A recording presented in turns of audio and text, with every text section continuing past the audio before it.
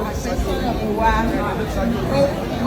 mo fẹ́ fi ṣàlẹ̀ orí mi orúkọ ẹ̀ ní Temitayo Sadiq Lasisi Gaji.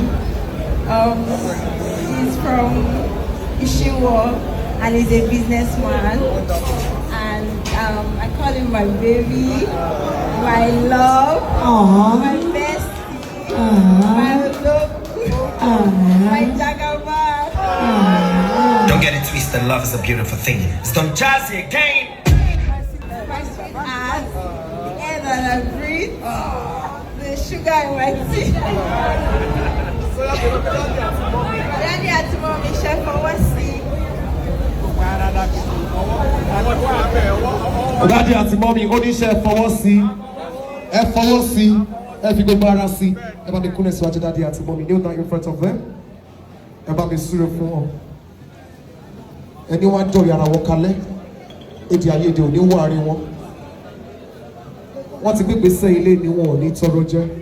Wọn ò ní tọrọ mú. Ọkọ ò ní kó mọ́ ìyàwó lórí, ìyàwó ò ní kó mọ́kọ lórí. They will never regret taking this step. Ẹ bá mi súre fún wọn. Ẹ súre fún wọn.